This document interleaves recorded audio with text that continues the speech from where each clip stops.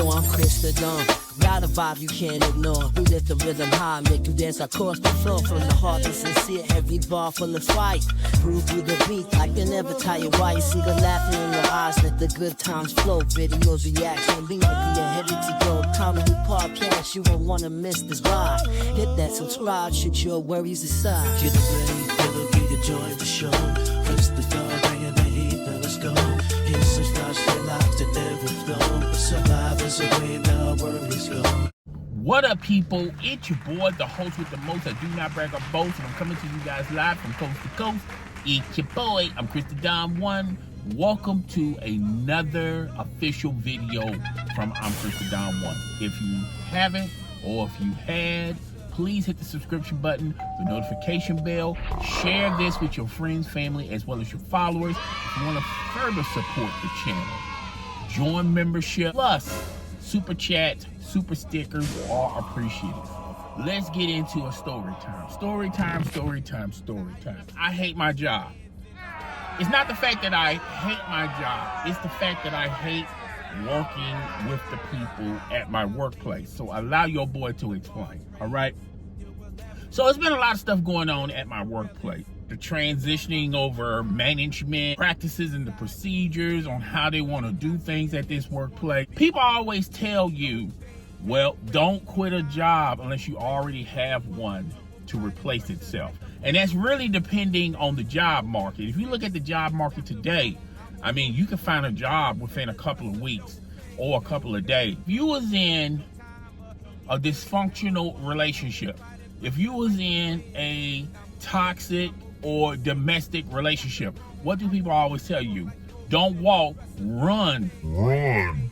There's really no sound advice when it comes to being in a toxic workplace. So we just finished, this was a month ago, a little over a month ago, we just finished our inventory. I found out a couple of weeks before inventory, well, I kind of knew it like a couple of months ago, that the person that was working in my department was going to take a vacation.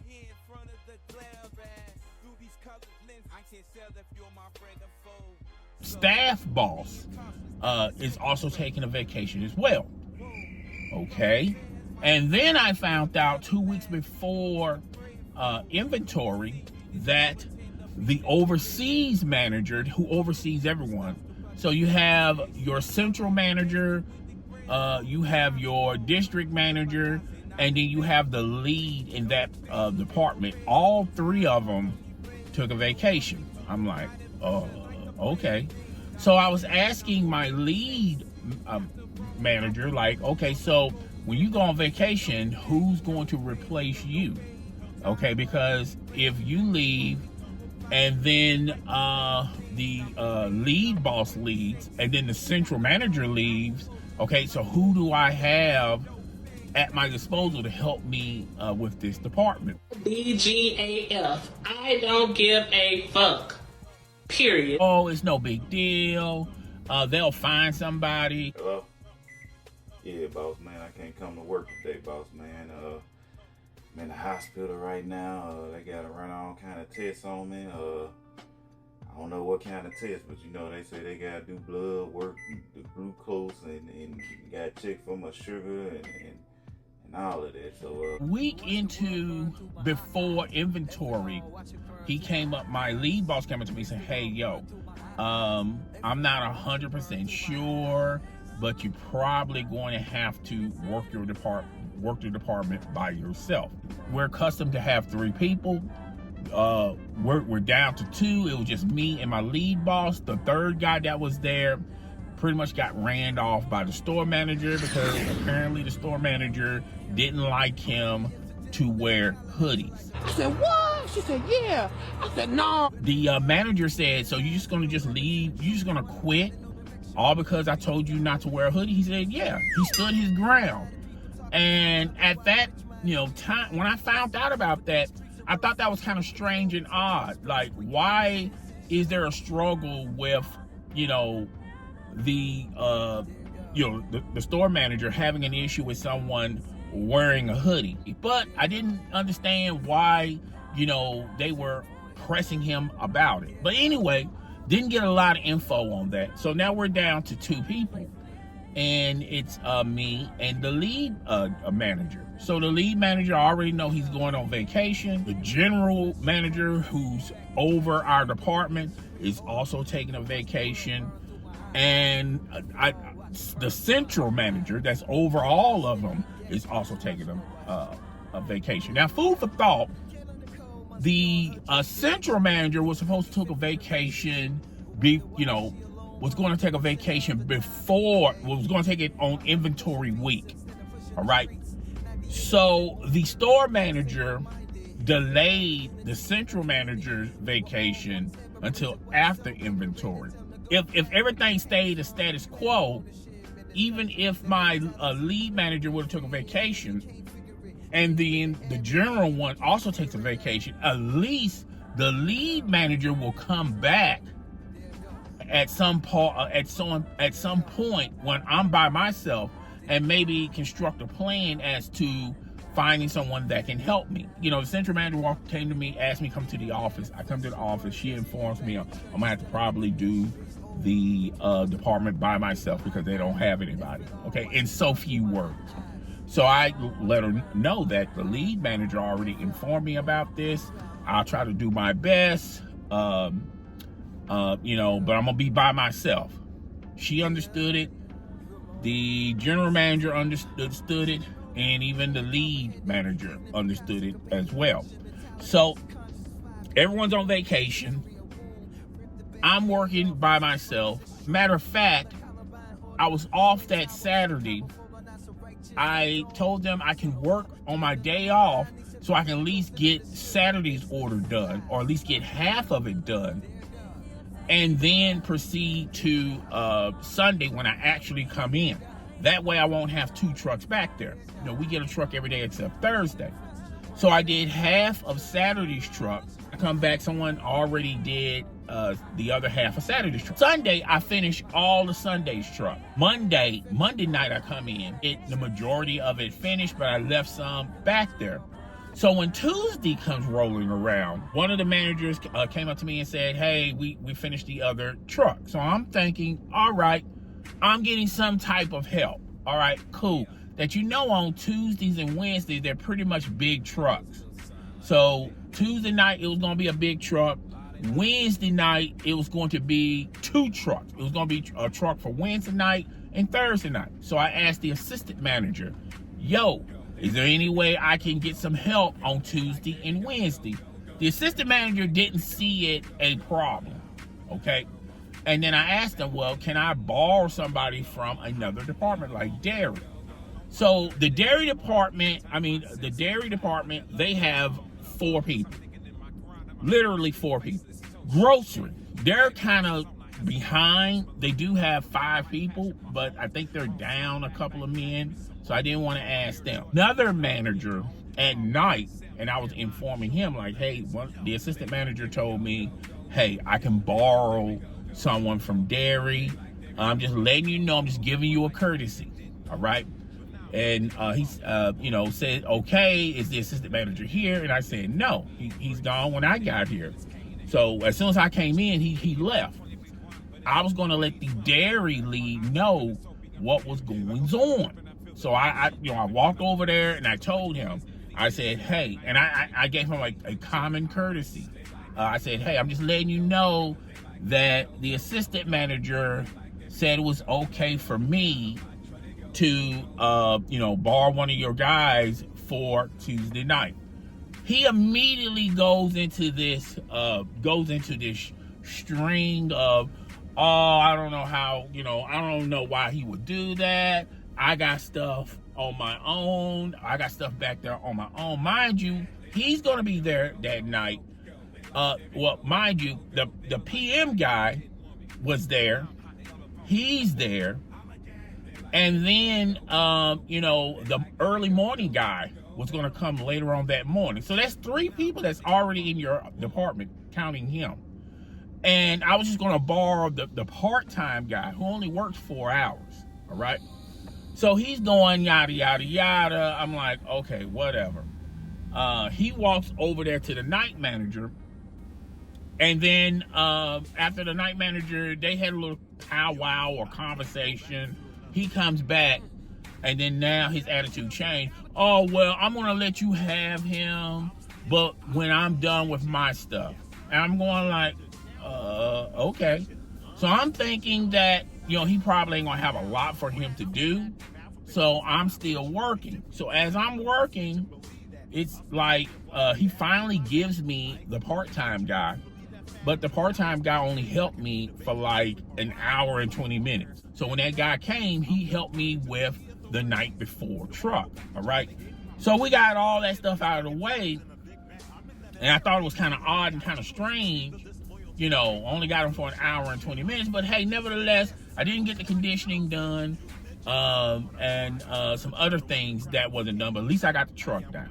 I said, out of everything, I can't do my back stock, I may not, can really look at the order, and I can't shoot loads and holes. You're basically just shooting, shelves that are empty. I can't do all the shelves, and I didn't do my inventory. I did a little piece of my inventory, all right? I probably couldn't get all of the other stuff done the way I wanted it to get done, but at least I got the truck. So I'm looking at it as, okay, we could have done more, but only had him for an hour and 20 minutes. Wednesday night rolls. Here comes the two trucks, right on time. Walk in, I got Wednesday night truck, I got Thursday night truck. All right? I'm working. Not only on top of those two trucks, I got an additional truck of nutrition, and I got another wraparound. All right, cool. So I asked, I said I didn't have time to, I asked the assistant manager that worked at night, I'm like, hey, is there any way I can, get some help, because I got two trucks back there.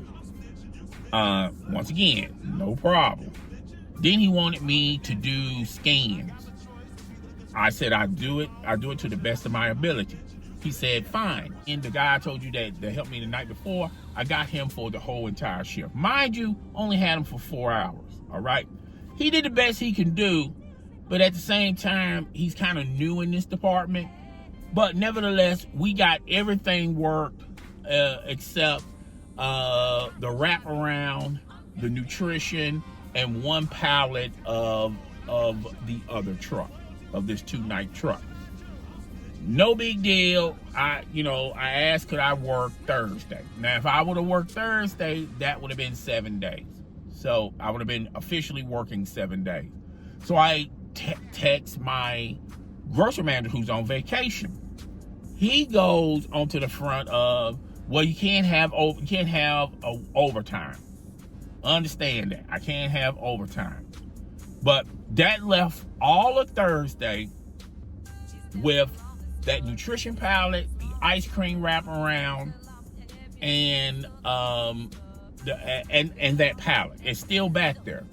Now, food for thought, if I knew what ultimately was going to happen to me, if I knew that ahead of time, then I probably should have went in Friday morning and talked to my store manager and kept him up to date on what's going on.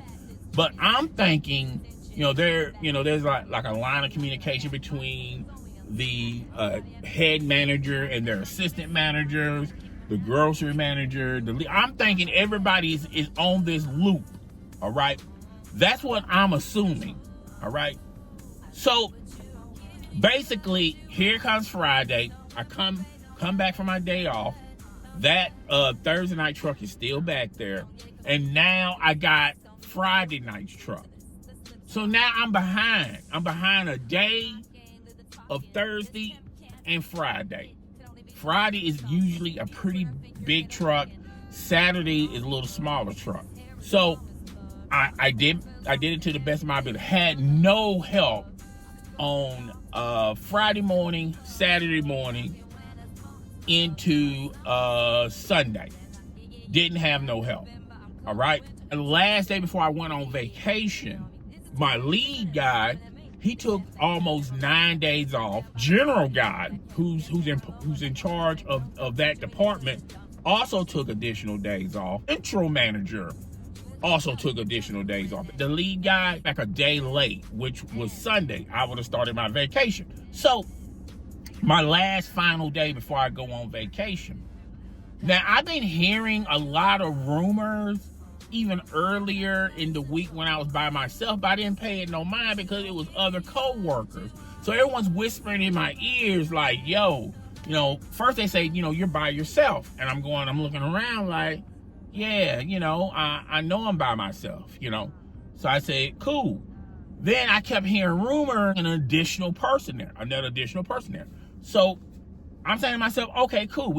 Now we'll have 3 people. We'll, in essence, have 3 people. But the assistant manager told me, because I told him about the rumor, he said, I'm not sure about that, but I don't see how all 3 of y'all are going to be able to be in this department, because then y'all be over on hours. So, to get you to understand, there are, every department has a certain amount of hours.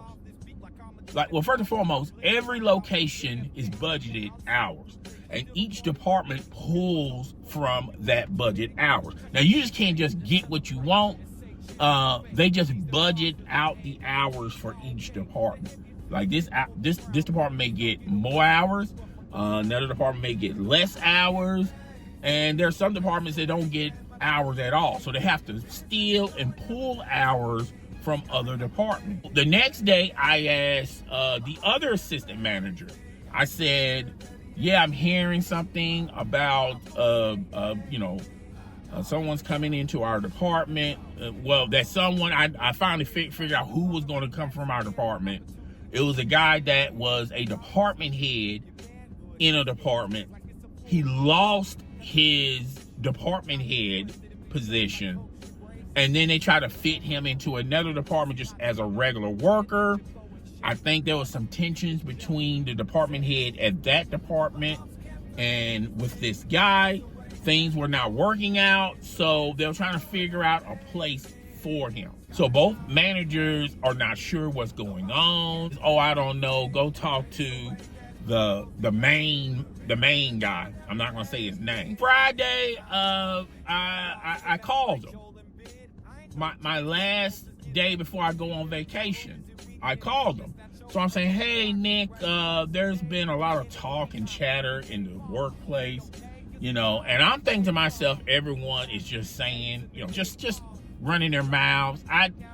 I was flabbergasted. I didn't know if this stuff was true or not. I asked him, I said, hey, everyone's telling me that, there's, what's his face is going to, it's going to be in our department. I've heard some other chatter that you're talking about pushing me out of the department. So he said, yeah, the rumors are true. So I'm asking him like, why management didn't tell me anything about this? Okay. Because from what I'm gathering, this decision was made weeks in advance. So I'm going like, okay. Now, the reason why I said, okay, was first and foremost, I should have came to him and talked to him face to face. I should have never called him, because you know how people be, be putting up a front like, there's something that they're not. It's easier to portray that character over the phone because there's no visual contact. There's no, we're not seeing each other eye to eye. So you don't really, you get a fake mirage of this person. They're trying to be something that they're not over the phone or over the internet. Hung up the phone with him. Then everything started, there's a movie called The Usual Suspects. And in The Usual Suspects, the detective is trying to figure out this, trying to solve this mystery. He's trying to figure out who is the villain, one of the witnesses, and the witnesses is trying to explain the story. And he took the witness as no big threat. So he lets him out. He lets him go because he feels like he's too stupid to be the mastermind. So he walks off. He portrays himself as a cripple, as a handicap. But the further away he got from the police department, he started to get out of that persona into his real persona. The detective is sitting in his office. He's starting to look around, and he notices that all the stuff that this guy was telling him was a lie. The guy was basically looking around his office at certain names and maps and even a coffee mug of people that don't even exist. And he's using these names to tell his story to make the detective know that he's a nobody. So when the detective finally put everything together that this guy has been lying to him the whole time, he runs out to look for the guy because he finally realized that the guy that he didn't take seriously was the mastermind all along. So as he runs out, the guy just disappears. That's what I felt. When I hung up the phone, I felt like that guy. I started piecing everything together, okay? And I finally come to the realization that I was being played the whole time. Saturday, my first day on vacation, I said to myself, you're going to go in there and you're going to talk to the manager. So I went in there, I talked to the manager, and once again, he gave me this sob story, and he couldn't even look at me in my eyes. None of us don't like to hear bad news, but, I'd rather for you to tell me the truth, good, bad, or indifferent. And yeah, I'm going to be initially upset, but life would have went on, because after that, there's really nothing you can do. There's literally nothing you can do. I don't think that's very professional. I think that's being a coward. That's just being a coward. And I was going to go to the union not to get my job back because I already knew that battle, that hill is over with. That battle is lost. I'm not going to get that because ultimately it's his decision. I respectfully respect his decision. If the roles were reversed, I would have made that same decision, but I would have done it differently and told him about the decision ahead of time. He would be the first one to know about my decision instead of being the last person to know about my decision. I come to his office, before I could even say a word. You know how how people tell you, people will tell you who they are if you just listen to them. I come into your office, I'm not saying a word. I'm not upset. I'm not saying a word. I just want to talk about the decision. So he's already walking in his office. Before we can get into his office, he walks into the office. He says, "Oh, I just want to let you know that I'm too old to play games. I'm not trying to be a petty. This wasn't personal. This was, this, that, and the third." And he's, talking this way to me. And I'm going like, okay, why is he saying all this? Because I just walked into his office. I didn't say anything to him. I didn't made no impression to him that I felt like he was this, that, and the third. I'm like, okay. He gives me this sob story about, my hand was forced. I had to put him somewhere. This, that, and the third. And then he's making these kind of comments that like, oh, and you was talking about you need help. So now you're in an apartment that can give you help. Okay. I thought, when he said that, I thought that, he was acting like, like, why would you say that? Like, why talk about that now? So yeah, he was trying to make it, this decision, this wasn't personal. I wasn't trying to be petty about it. All right, so whatever. So I told him my side of the story. I just said like, I felt like first and foremost, people were telling me about it. I just thought that was a conversation. If that's the direction you wanted to go, then fine. I have no issue with your opinion. But my thing of it was, for the record, that I thought, to me, I felt like that if that was the way you was going to go, you could at least gave me a heads up. That's the way you wanted to go? Fine. I'm not fighting that. And yeah, I would have been initially mad about it, but life would have went on. For me to get this information from gossip, I felt like that was not cool. Put me someplace where I can go. And I was telling him, like, yo, I don't want to work mornings. I'm still, and I can't work overnight because of the situation. Cool. I'm willing to, forfeit my, how much you pay me to just have me in an apartment. I literally told him that. I said, well, I'm looking at all these other places I could possibly go because what's good for the goose is good for the gander. So he's going like, oh, I'm not sure if I want to put you there. I'm not sure if I want to put you there. I'm not sure about that time.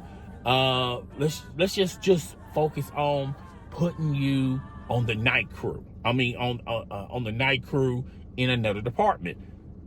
My issue wasn't about working the night crew. My issue wasn't about going to another department. It was the scheduling factor. It just did not fit to what my other obligations I have outside of work. So he just said, just give it a week or two, and if you're not satisfied with it, we'll figure something else out. Okay? He's basically trying to rush me out the door. Okay? Bust me out, rush me out. Pause. Okay? So I said, okay, that don't sound right. Obviously, I'm not getting anywhere with him. I said, you know what? I'm going to go to the union. Okay, isn't that what the union for? I paid union dues. Even the union, when I got introduced to the union, they was telling, they'll give you this story of how we need to watch out for one another. The union's there to, help you out if you have an issue at the workplace. And let me tell you something. The union is BS. The union is BS. There's no need, depending on your union. My union is UFCA, I believe. To me, from what I gathered from other places, is that's not a real strong union. It's just not favorable for people that's working in these stores. There's supposed to be 2 representatives per store. But the 2 individuals that we have that are representatives at our store, they don't really care about employees. They don't. They're corrupted. All right? They're corrupted. So they're going to go whatever way the managers want to go because they don't want to cause no tension. They don't want the managers to think they're against them. This, that, and the third. To her, I told her my situation. She said, well, I'm going to go to your store and talk to your manager. So I said, cool. Maybe we can have a conversation and talk to my manager. I said, so what day are you thinking about going? And she said, Tuesday. I said, okay, cool. So Tuesday comes rolling around. She calls me, tells me that I'm at your store. I said, do you want me to come in? You want me to meet you at the store? Oh, no, don't worry about it. I thought that was kind of odd, but hey, whatever. So she said, call me later on today, and I'll tell you what's going on. All right. So I called her. That Tuesday. Didn't get no message from her. Call her again Wednesday. She texted me. She said, oh, I'm a little busy right now. Yada, yada, yada. I'll get back with you. All right. Wednesday comes rolling around. Didn't hear nothing from her. My Negro senses are already tingling at this point. I'm already thinking, I don't think nothing really happened. I told her my side of things. Thursday rolls around. By that time, the schedule's already made. So Thursday comes rolling around. She calls me late Thursday night. Okay. And Thursday night rolls around. She's talking about, Oh yeah, well, as far and because as far as that go, you're really gonna have to, because she was giving me all this big news before we get into that. She was telling me, oh well, if it's a scheduling issue, we can sit down and hammer something for you. You say you don't want to work graveyard, that's cool. We can work something out. Thursday come rolling around, she's talking about, there's nothing you can do. You have to work that schedule. All the stuff that she said that wouldn't be an issue, now all of a sudden it's an issue. So I'm saying, okay, cool. I say, well, what about working in another department? She said, I'll talk to him later about that. And I'm thinking, I also told her that I'm willing to transfer to another location. I thought, because the way how she was telling me earlier in the week, well, we can't work nothing out, then, we might want to work on trying to transfer you to another store. So I said, okay, cool, another building. So Thursday comes rolling around, it's like, oh, there's nothing you can do. You're stuck like Chuck, yada, yada, yada.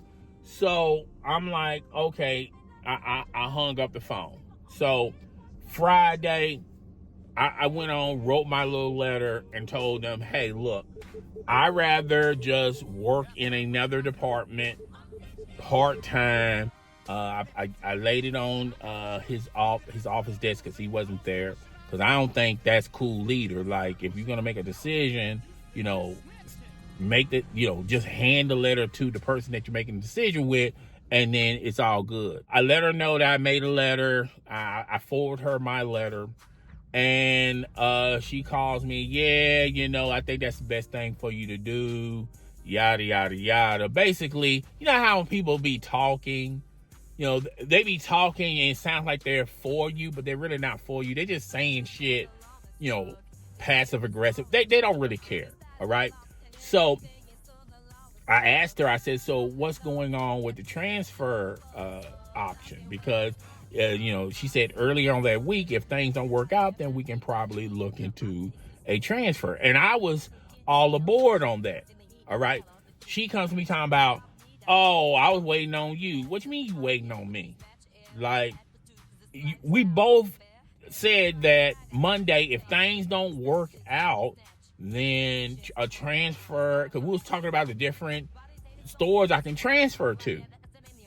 And I told her my schedule. I told her I'm willing to work any department.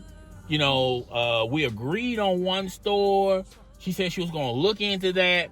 And now, here we are Friday. Now she's being clueless, talking about, oh, I was waiting on you. So that just told me right there, she don't really care. All right? She's in it for her. Okay? Whatever. So I knew I didn't have a chance. Once again, I didn't have a chance. Whatever. So now and I'm saying to myself, if I knew all of these things earlier, then I would have made measures to, just get out. But the way how it was orchestrated, and she told me that there's a possibility, even if it don't work at this location, she would be able to put me into another location. I was willing to even work the schedule to the best of my ability that they already done made. So now I'm saying to myself, I'm being stalled out by not only my manager at my workplace, but the union representative. And if these things would have been told to me earlier, then I would have made decisions on myself to like, okay, if this ain't for me, then I can just go someplace else. So now I'm in a catch-22. So I put in another application for another company, a different company. And I'm saying to myself, if I would have known this, let's just say Tuesday, I would have put in this application, probably went through an interview, this, that, and the third, and then we can work on, and then possibly, figure out a time frame on my schedule, and maybe they train me, see how things work out. That did not happen. So now it will happen, but it's going to happen at a later date. So yeah, I'm tired, so when people tell you that, oh, you should work it out, or, just work it out until you can find something else. All right. But here's the catch-22 with that argument. If everything is on the up and up, and management or representatives or whoever is open and honest with it, and just tell you straight out the gate, hey, this is what it's going to be.